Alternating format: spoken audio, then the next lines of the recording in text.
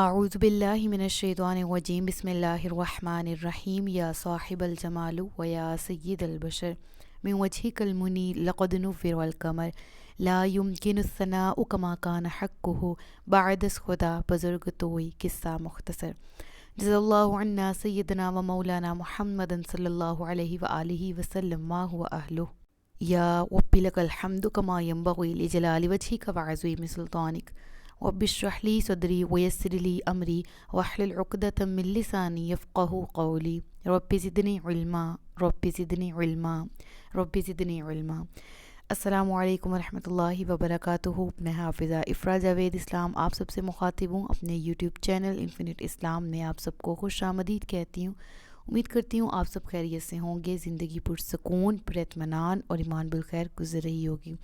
آج سے الحمدللہ پارہ نمبر 10 وَاعْلَمُوا اس کا آغاز کیا جائے گا۔ سورۃ الانفال اردو ترجمہ اور تفسیر جاری ہے، جس کی کل آیات 75 ہیں، کل رکوع 10 ہیں، اور سورہ انفال جتنی 9ویں پارے میں گزر چکی ہے ہم الحمدللہ پڑھ چکے ہیں، اور 9ویں پارے میں سورۃ الانفال کی آیت نمبر 40 تک ہم پڑھ چکے ہیں۔ آج کے سبق میں آیت نمبر 41 سے باقاعدہ آغاز کر رہے ہیں، جس میں اللہ رب العزت ارشاد فرماتا ہے وَاعْلَمُوا اور جان لو انما غنمتم من شیء فان للہ خمسہ وللرسول ولذی القربى والیتامى والمساکین وابن السبیل ان کنتم آمنتم باللہ وما انزلنا علی عبدنا یوم الفرقان یوم التقى الجمعان واللہ علی کل شیء قدیر۔ آیت کے پہلے حصے میں مال غنیمت کی تقسیم کا ذکر ہے، اور آیت کے باقی کے حصے میں غزوہ بدر کا ذکر ہے۔ سورہ انفال کے بالکل آغاز میں میں نے آپ کو مال غنیمت کی ڈیفینیشن بھی بتائی اور سمجھا بھی دیا آسان الفاظ میں، اور ہم نے الحمدللہ سیکھ بھی لیا۔ اس کے بعد وہاں پر بھی میں نے ذکر کیا تھا کہ ہم مال غنیمت کی تقسیم کی ڈیٹیل پڑھیں گے۔ وہ ڈیٹیل کیا ہے؟ اس کی بہت زیادہ مختلف نوعیتیں ہیں، مختلف کس طرح کی سچویشنز لگتی ہیں، پھر کوئی حکم لگتا ہے۔ میں بہت آسان کر کے سادہ الفاظ میں آپ کو بتانے کی، سمجھانے کی، سکھانے کی کوشش کروں گی۔ بہت کنسنٹریشن کے ساتھ لیکچر کو سنیے گا، اور یہاں پر جو مال غنیمت کی تقسیم ہے کس طرح سے بیان کی گئی، اسی ترجمے کو آسان الفاظ میں تفسیر اس کی بیان کروں گی، ٹھیک ہے۔ وَاعْلَمُوا أَنَّمَا غَنِمْتُم مِّن شَيْءٍ فَأَنَّ لِلَّهِ خُمُسَهُ۔ اللہ نے فرمایا کہ پڑھتے ہیں سب سے پہلے، اور جان لو کہ تم جو مال غنیمت حاصل کرو تو اس کا 5واں حصہ خاص اللہ کے لیے اور رسول کے لیے، اور رسول کے رشتہ داروں کے لیے، اور یتیموں اور مسکینوں اور مسافروں کے لیے ہے، اگر تم اللہ پر اور اس پر ایمان رکھتے ہو جو ہم نے اپنے خاص بندے پر فیصلہ کے دن اتارا۔ اب یہاں سے آگے دوسرا واقعہ کی طرف، غزوہ بدر کی طرف اشارہ ہے۔ یوم الفرقان، یوم الفرقان غزوہ بدر کو بھی کہا جاتا ہے، حق اور باطل کے درمیان فیصلہ کن دن۔ یوم التقى الجمعان، جس دن دو جماعتیں ملی۔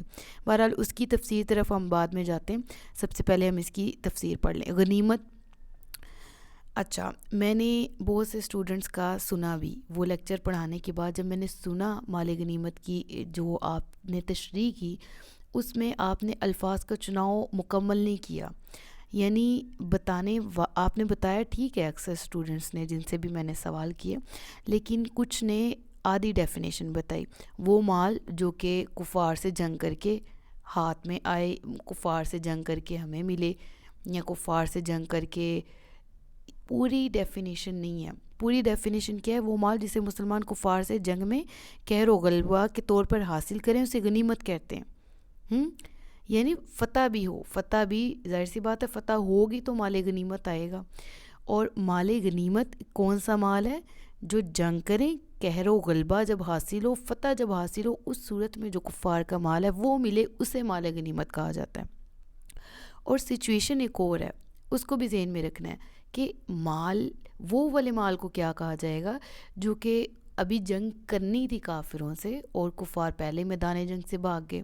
اب جنگ تو نہیں کی لیکن وہ اپنے ہتھیار ڈال کے جو بھاگ گئے ہیں، یا جنہوں نے پہلے ہی ہتھیار ڈال دیے ہیں، کچھ بھاگے کچھ نہ بھاگ سکے، ابھی جنگ نہیں ہوئی باقاعدہ، اس صورت میں اس مال کو کیا کہیں گے؟ ٹھیک ہے، تو جو جنگ کے بغیر مال کفار سے حاصل کیا جائے گا اسے خراج اور جزیہ کہیں گے، اس کو فے بھی بولا جاتا ہے، ٹھیک ہے، یعنی خراج اور جزیہ کے معنی عام طور پر استعمال کیے جاتے ہیں۔ یہ ٹرمز آپ نے ذہن میں رکھنی، کیونکہ اس آیت کی تفسیر میں یہ ٹرمز بھی بہت کام آئیں گی، سمجھنے والی ہیں۔ تو چلیں ان ٹرمز کی میں نے تعارف تو آپ کو دے دیا، اب باقاعدہ تفسیر تک جانے سے پہلے میں ایک دفعہ شارٹ وے میں ایکسپلین کر دیتی ہوں، ریوائز کر دیتی ہوں۔ ہم نے سورہ انفال کے تعارف میں بھی اور ابتدائی آیات میں بھی یسألونک عن الانفال، اس میں ہم نے پڑھا تھا کون سوال کر رہے تھے؟ صحابہ کرام۔ کیوں؟ آگے وہ دیکھیں آیت کے باقی کے حصے میں، یوم التقى الجمعان، جس دن دو جماعتیں ملی، پہلی دفعہ جنگ ہو رہی تھی، کسی کو کوئی علم نہیں تھا کہ مال غنیمت ہمارے لیے جائز ہے، حلال ہے، ہم رکھ سکتے ہیں، اگر رکھ سکتے ہیں تو کتنا۔ بہت سے ایسے منافقین تھے جنہوں نے غلط قسم کے سوال بھی اٹھائے اور الزامی قسم کے سوال اٹھائے۔ بہت سے صحابہ کرام ایسے تھے جن کو سمجھ نہ آ رہی تھی کہ کیا کیا جائے، اور انہوں نے علم کی طلب میں رسول اللہ صلی اللہ علیہ وآلہ وسلم سے سوالات کیے۔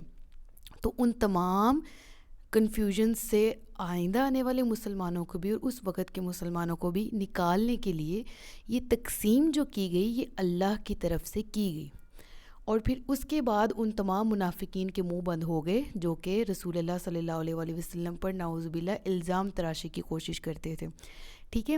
تو یہ جو اب وَاعْلَمُوا أَنَّمَا غَنِمْتُم ہے، یہ اللہ کی طرف سے جو طریقہ اتارا گیا مال غنیمت کی تقسیم کا، وہ پہلے دیکھ لیں، اس کے بعد ہم اپنی امت محمدی کی خصوصیت میں بھی یہ پڑھیں گے کہ پہلی امتوں میں کیا ہوتا تھا اور ہمارے لیے سب کچھ کیوں نیا تھا، جس کی وجہ سے بہت سے سوال صحابہ کے ذہن میں بھی اٹھے اس کی تقسیم کے بارے۔ تو دیکھیں بیسیکلی مال غنیمت کے 5 حصے کیے جائیں، حکم آیا، جن میں سے 4 جو ہیں وہ انہی کو ملیں گے جو غازی تھے اور جنہوں نے جنگ میں شرکت کی، ٹھیک ہے۔ اب جو فَأَنَّ لِلَّهِ خُمُسَهُ وَلِلرَّسُولِ، خُمُسَہ کہتے ہیں 5واں حصہ، یعنی 4 حصے جو غازیان ہیں ان کے لیے، عام الفاظ میں بات کر رہی ہوں کہ غازی وہ جو کہ جنگ سے آ گئے ہیں، ٹھیک ہے، لائک جنہوں نے شرکت کی، خواہ شہادت پائی، اور ان کی فیملیز کا کس طرح سے آئے گا وہ بھی میں بتانے لگی ہوں۔ 4 حصے ان کے ہو گئے۔ جو 5واں حصہ ہے نا خُمُسَہ، اس کے مزید آگے سے 5 حصے کیے گئے۔ سمجھ میں آ رہی ہے بات؟ یعنی پہلے 5 کیے گئے، 4 الگ کر لیے، جو 5واں حصہ ہے وہ اللہ اور اس کے رسول کا ہے، اس حصے میں سے بھی مزید 5 کیے گئے۔ پہلا نبی پاک صلی اللہ علیہ وآلہ وسلم، دوسرا نبی پاک صلی اللہ علیہ وآلہ وسلم کے رشتہ داروں کے لیے خاص کیا گیا، تیسرا مساکین، چوتھا یتیم، اور 5واں مسافر، ٹھیک ہے۔ یعنی خُمُسَہ، یہ خُمُسَہ 5واں حصہ جو ہے اس میں سے مزید خمس کیے گئے، 5 حصے الگ الگ کیے گئے، ٹھیک ہے نا۔ اب اس کو میں نا الگ سے ایک سلائیڈ میں بھی ایڈ کیا تھا، وہ بھی بتاؤں کہ مال غنیمت میں سے خمس یعنی 5واں خاص اللہ عز و جل اور اس کے رسول صلی اللہ علیہ وآلہ وسلم کے لیے، 5واں حصہ نکال کر باقی 4 حصے مجاہدین میں تقسیم کیے جائیں گے، ٹھیک ہے، اور وہ مال جو کہ بغیر جنگ کے حاصل ہو گیا وہ مکمل طور پر بیت المال میں رکھا جائے گا، ٹھیک ہے۔ جو میں نے آپ کو سٹارٹنگ میں ٹرم بتائی تھی کہ جو جنگ کے بغیر حاصل ہو گیا اس کا کیا کرنا ہے، وہ مال غنیمت تھوڑی ہے، وہ تو جزیہ ہے، وہ تو فدیہ کے نام پہ بھی جانا جاتا ہے، تو اس کو بیت المال میں رکھا۔ بیت المال کیا ہے؟ جس طرح اسی سے باقی حکومتی امور اور باقی لوگوں کی فلاح کے لیے جو رقم درکار ہوتی ہے وہ اس سے کی جائے۔ بیت المال اس دور میں بھی ہوتے تھے، آج کے دور میں بھی ہر ملک ہر سلطنت میں الگ طرح سے الگ الگ ٹرمز بھی اس کی یوز ہوتی ہیں، ٹھیک ہے۔ تو یہ 2 پوائنٹ بھی الحمدللہ کلیئر ہو گئے۔ مجھے امید ہے کہ جس طرح میں بتا رہی ہوں یا سمجھا رہی ہوں یہ ہر ایج لیول کے لیے سمجھنے میں آسانی ہوگی۔ جو چھوٹے بچے ہیں 9th کے وہ بھی اگر یہ سلیبس کور کر رہے ہیں ساتھ ساتھ، یا جو بڑے بچے ہیں، بڑے مجھے سن رہے ہیں اس وقت، ان کو بھی ذرا سمجھنے میں آسانی ہوگی، کیونکہ جو بہت زیادہ پڑھی لکھی مشکل الفاظ والی ٹرم ہے وہ بھی اکثر سر کے اوپر سے گزر جاتی ہے، ٹھیک ہے۔ تو میں کوشش کر رہی ہوں ریلیٹ کر کے ایک دوسرے سے ان آیات کو، ان الفاظ کو سمجھا پاؤں۔ پھر بھی کوئی کنفیوژن ہو تو آپ پوچھ لیجئے۔ اب یہ سوال تھے نا، اب ان کو بانٹ بھی دیا گیا۔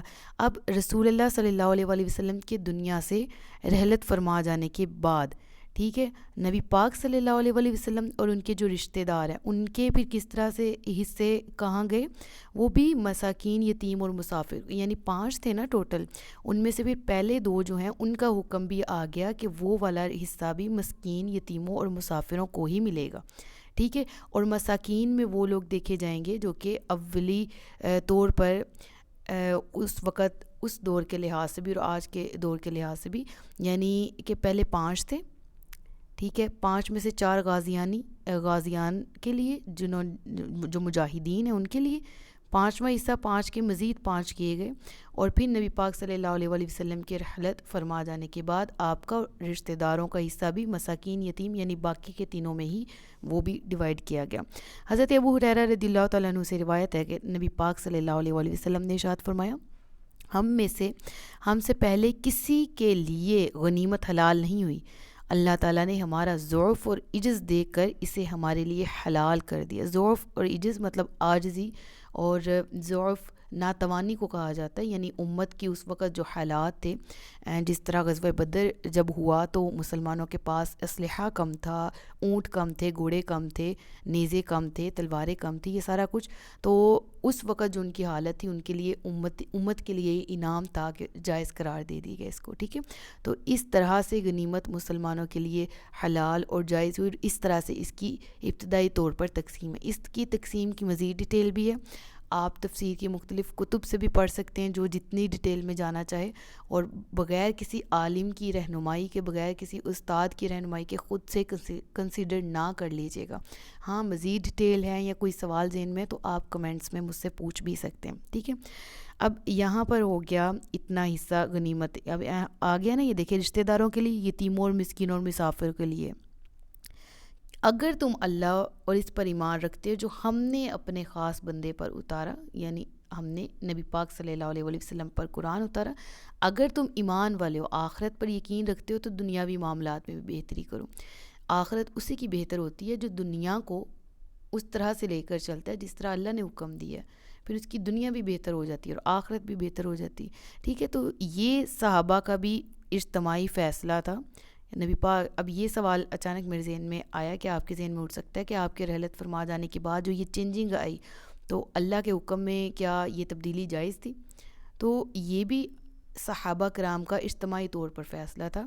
ظاہر سی بات ہے نبی پاک صلی اللہ علیہ وسلم کو خمس ملا، اور اس خمس میں سے بھی آپ نے امت کے لیے، آپ کی امت کے لیے 4 حصے خاص تھے، تو پھر آپ کے ظاہری طور پر پردہ فرمانے کے بعد بھی ایسا ہی ہوا کہ وہ بھی حصہ جو آپ کے لیے خاص تھا وہ بھی آپ کی امت کے غریب اور جو ناتواں لوگ ہیں ان تک پہنچایا جانے لگا۔ یہی صحابہ کرام کا متفقہ فیصلہ بھی تھا، ٹھیک ہے۔ اب آگے چلتے ہیں، یوم الفرقانی، یوم فرقان غزوہ بدر کا، یہ ہم بچپن سے پڑھتے آ رہے ہیں کہ غزوہ بدر کو کیا کہا جاتا ہے، یہ یوم الفرقان کو کیا کہا جاتا ہے۔ تو فرقان فرق کرنے والی، فیصلہ کرنے والی، حق اور باطل میں، ٹھیک ہے، یعنی مسلمانوں میں اور منافقین اور کفار میں، اور یہ فیصلہ ہوا بھی کیسے، آگے چلتے ہیں۔ یوم التقى الجمعان، جس دن 2 جماعتیں آمنے سامنے ہوئیں، کون سی جماعتیں تھیں؟ یہاں سے مسلمانوں کی، وہاں سے مشرکین مکہ کی، اور یہ کون سی تھی مشرکین مکہ، اور دوسری کون سی تھی؟ ابو سفیان کی جو تجارتی قافلہ شام سے آ رہا تھا، وہ کس طرح سے، ان کا کیا منظر کشی کی گئی قرآن میں کس طرح سے، اس کا ذکر اگلی آیت میں، اذ انتم بالعدوۃ الدنیا، جب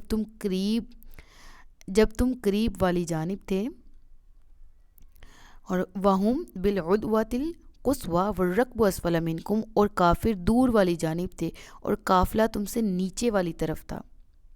اب کیا مراد ہے یہاں سے، یعنی مسلمانوں کا لشکر جو ہے وہ بدر کی اس جانب تھا جو مدینہ سے قریب تھی، ٹھیک ہے، مدینہ سے غالباً 3 میل کا فاصلہ تھا اگر میں غلطی نہیں کر رہی تو، ٹھیک ہے، اور کفار کا لشکر وادی بدر کی دوسری جانب تھا جو کہ مدینہ سے دور تھی۔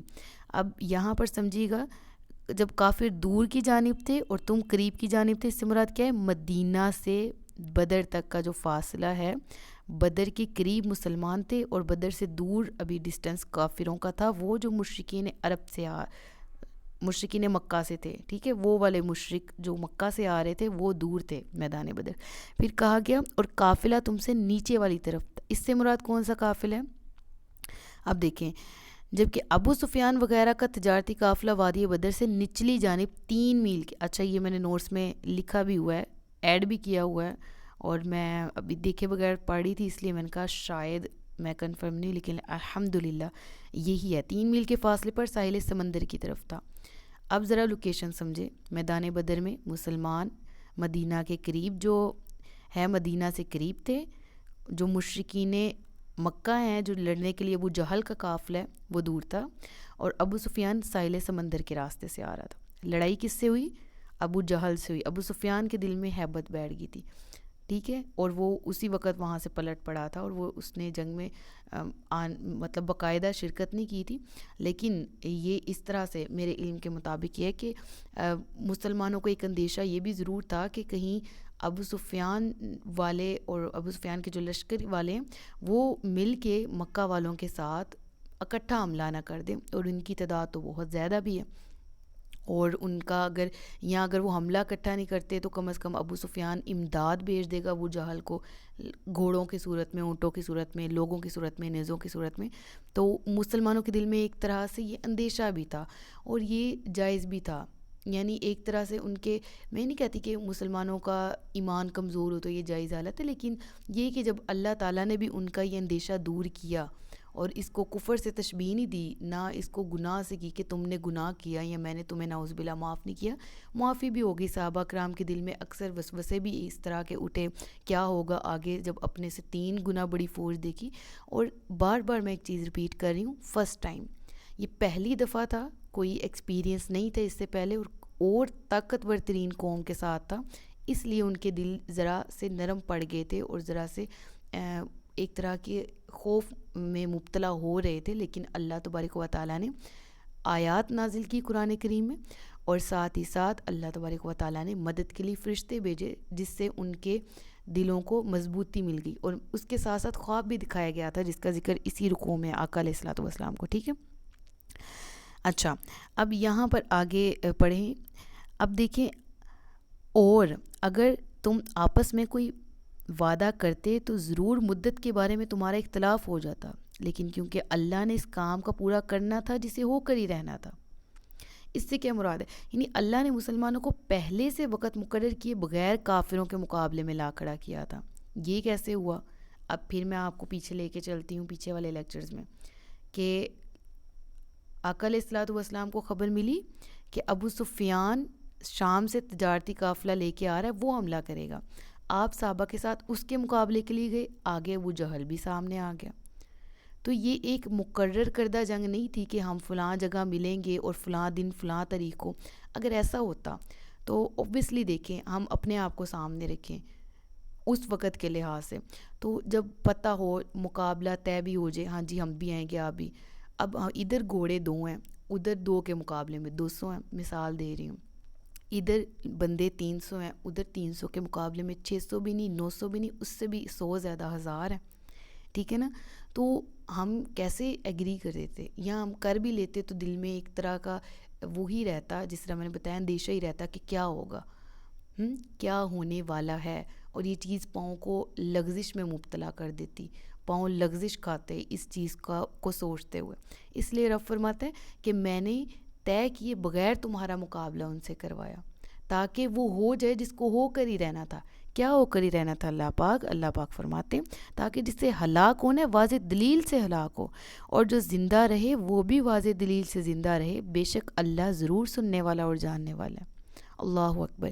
یقین کریں یہ میری موسٹ فیوریٹ آیت ہے، کس لحاظ سے کہ اللہ تبارک و تعالیٰ نے مسلمانوں کو ان حالات میں جب وہ بہت زیادہ کمزور تھے، فائنینشلی بھی، ایمان مضبوط تھا لیکن فائنینشلی اور ٹولز اور ویپنز کے لحاظ سے ان کے پاس کچھ بھی نہیں تھا ان کے مقابلے، اور اللہ مدد کیسے کر رہا ہے؟ اللہ کہہ رہا ہے کہ میں نے تمہارا مقابلہ بغیر طے کیے کروایا تاکہ وہ ہلاک ہوں تو واضح دلیل سے ہلاک ہوں۔ کس طرح کہ جب اللہ کی مدد ساتھ نہیں ہے تو تم تعداد میں بھی زیادہ ہو، تم اسلحے کے اعتبار سے بھی زیادہ ہو، تمہارے پاس مال، زر، دولت، شہرت، سارا کچھ زیادہ ہو، تمہاری ہر طرح سے چال ڈال بھی اعلیٰ ہو، لیکن جب اللہ تمہارے ساتھ نہیں ہے تو تمہیں واضح دلیل سے ہلاک کروائے گا۔ اور جس کے ساتھ اللہ ہے. دیکھیں یہاں پر مینشن ہے نا آیت کے, اور جو زندہ رہے وہ بھی واضح دلیل سے زندہ رہے کہ مسلمان تعداد میں کم تھے لیکن ان پر غالب آ گئے. واضح دلیل ہے کہ نہیں کہ اللہ کی مدد ساتھ ہے. تو جو ہلاک ہوگا وہ واضح دلیل دیکھ لو, تمہارے ساتھ اللہ نہیں ہے, تم زیادہ ہو کے بھی کچھ نہیں, اور ہم کم ہیں لیکن ہمارے ساتھ اللہ ہے. تو فرشتوں کی بھی مدد آ گئی, فرشتے بھی وسیلہ. اللہ تبارک و تعالیٰ نے فرشتوں کو وسیلہ بنایا مدد کا, جنہوں نے غزوہ بدر میں مدد کی مسلمانوں کی. تو آج کے دور میں بھی ایک یہ چیز ہمیں موت سے بے خوف بھی کرتی ہے, ہمارا ایمان اور عقیدہ اور یقین بڑھا بھی دیتی ہے اللہ تبارک و تعالیٰ کی ذات پر. کیسے کہ جس نے زندہ رہنا ہے اس نے رہنا ہے, جس کو موت آنی ہے آ ہی جانی ہے. تو عزت سے نہ مر جائیں کیوں نام محمد پر, یوں بھی ایک دن ہم نے دنیا سے تو جانا ہے, جانا تو ہے ہی ہے. تو موت سے بے خوف ہو جائیں, زندگی جئیں اللہ کے حکم کے مطابق. سامنے جتنی مرضی فرعونی طاقتیں موجود ہیں, جب اللہ پہ ایمان ہے کہ میں ہر وہ سانس لے سکتی ہوں یا لے سکتا ہوں جو میرے نصیب میں لکھی ہوئی ہے, جو میری طے ہے, تو میں کیوں ڈروں موت سے. جتنی میری لکھی اتنی آنی ہے, اور اگر جتنی میری زندگی لکھی میں اس سے ایک سانس ایک گھڑی بھی زیادہ دنیا میں نہیں رہ سکتی یا نہیں رہ سکتا. اس چیز پہ ایمان واضح ہو جائے تو یہ آیت کی تفسیر بھی واضح سمجھ آ جائے گی. آگے چلتے ہیں. رکوع کا اختتام بھی ہو رہا ہے اور لیکچر بھی لمبا ہو رہا ہے, لیکن بہرحال انشاءاللہ اللہ تعالیٰ بہتر سمجھائے ہمیں اس رکوع کو, اور قرآن کریم کی آیات کو سمجھنے کی بھی توفیق عطا فرمائے.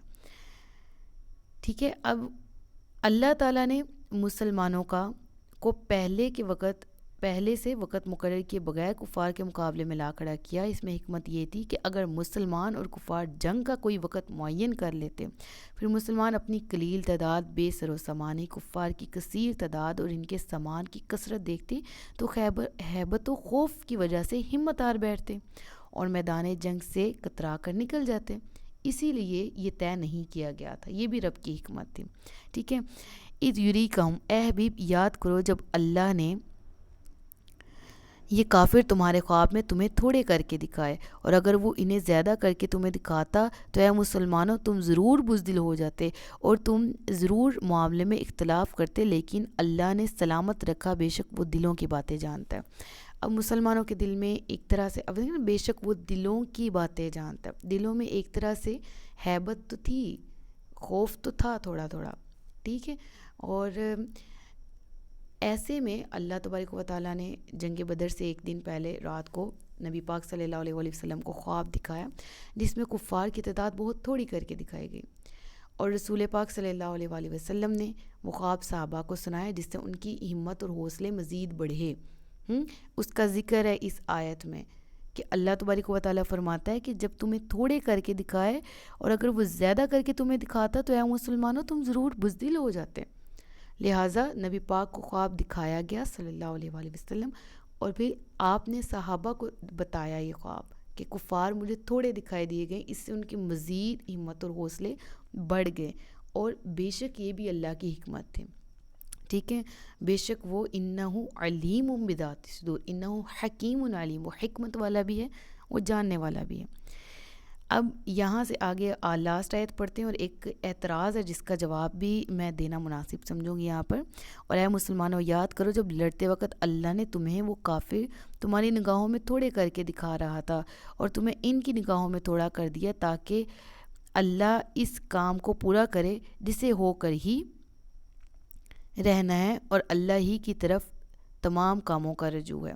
اب ذرا سمجھیے گا اس پوائنٹ کو بھی. مسلمانوں کی نگاہوں میں کفار تھوڑے کیوں کر کے دکھائے گئے؟ ہمت بڑھ گئی. کفار کی یعنی آقا علیہ الصلوۃ والسلام کو خواب بھی آیا, مسلمانوں کی ہمت میں اضافہ ہوا. کفار کو مسلمان کیوں کم دکھائی دے رہے تھے؟ تاکہ وہ اپنی اسی شوخی میں کہ ہم تو یہ تو مسلمان تعداد میں کچھ بھی نہیں ہے, ہم تو جلدی غالب آ جائیں گے, یہی چیز, یہی تکبر, یہی فخر, یہی انا انہیں لے کے ڈوب گئی. ٹھیک ہے، تو یہ بھی حکمت ہے اس کے پیچھے، ٹھیک ہے، جس کو اے مسلمانوں جو یاد کرو لڑتے وقت اللہ تمہیں وہ کافر تمہاری نگاہوں میں تھوڑے کر کے دکھا رہا تھا اور تمہیں ان کی نگاہوں میں تھوڑا کر دیا، تاکہ اللہ اس کام کو پورا کرے جسے ہو کر ہی رہنا ہے۔ کون سا کام؟ فتح، مسلمانوں کی فتح۔ وَإِلَى اللَّهِ تُرْجَعُ الْأُمُورُ، اور اللہ ہی کی طرف تمام کاموں کا رجوع ہونا ہے۔ اب یہاں ایک پوائنٹ یاد رکھیں جو میں نے اعتراض کا بھی نام لیا تھا، کہ بعض لوگ یہاں پر اعتراض کرتے ہیں کہ نبی پاک صلی اللہ علیہ وآلہ وسلم کو جو خواب آیا اور اس میں کفار تھوڑے کر کے دکھائی دیے گئے، حالانکہ کفار حقیقت میں مسلمانوں سے 3 گنا زیادہ تھے۔ تو انبیاء کے خواب تو سچے ہوتے ہیں، اور بلا شبہ انبیاء کے خواب بھی وہی کی ایک قسم ہوتے ہیں، جو الہامی کیفیت ہوتی ہے، اللہ اپنے انبیاء سے مخاطب ہوتا ہے، کوئی پیغام پہنچانا ہوتا ہے۔ تو کیا آقا علیہ الصلوۃ والسلام کو جھوٹا خواب آیا تھا؟ نعوذ باللہ۔ اس طرح کے وسوسے پیدا کرنے والے لوگ سوال اٹھاتے ہیں، تو اس کا ایک مدلل جواب یہ ہے کہ انبیاء کرام علیہ الصلوۃ والسلام کا خواب برحق ہی ہوتا ہے۔ آپ کو کفار تھوڑے دکھائے گئے تھے، اور ایسے کفار جو دنیا سے بے ایمان جائیں گے اور کفر ہی پر ان کا خاتمہ ہو، وہ تھوڑے ہی تھے، کیونکہ جو لشکر مقابلے میں آیا تھا اس میں کثیر وہ لوگ تھے جنہیں اپنی زندگی میں ایمان نصیب ہوا، اور خواب میں قلت کی تعبیر ضعف سے ہے، چنانچہ اللہ نے مسلمانوں کو غالب فرما کر کفار کا ضعف ظاہر کر دی۔ یعنی خواب میں ان کو کم دکھایا گیا، ان کی کمزوری دکھائی گئی، ٹھیک ہے، یعنی کفار کمزور ہیں، مسلمانوں تم طاقتور ہو۔ اور دوسری بات یہ کہ حقیقتاً وہ کفار وہ تھے کہ کم وہ تھے، یعنی ان کی قلیل تعداد تھی، ان ہی کی تعداد تھی جو کہ دنیا میں بھی کافر ہی مرے اور جہنم میں جائیں گے وہ، ٹھیک ہے۔ اس میں سے میجورٹی جو ہے کثیر لوگ وہ تھے جنہیں زندگی میں ایمان نصیب ہو گیا تھا۔ تو اب خواب کی ریالٹی اور سچائی واضح ہو گئی 2 دلائل سے۔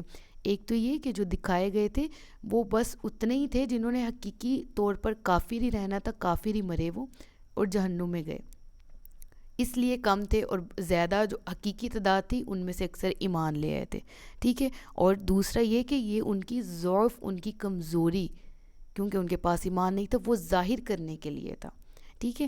تو یہ ہمارا آج کا رکوع تھا۔ الحمدللہ مجھے امید ہے کہ آپ کو بہترین طریقے سے سمجھ آ گیا ہوگا۔ کوئی سوال ہے تو ضرور پوچھ لیجیے گا کمنٹس میں۔ صدق اللہ العلی العظیم و صدق رسولہ النبی الکریم ونحن علی ذلک من الشاہدین والشاکرین وما علینا الا البلاغ المبین۔ سچ فرمایا اللہ نے جو عظمت والا ہے۔ اپنا بہت سا خیال رکھیے گا، مجھے دعاؤں میں یاد رکھیے گا۔ تاجدار ختم نبوت زندہ باد، پاکستان ہمیشہ زندہ باد۔ السلام علیکم ورحمۃ اللہ وبرکاتہ۔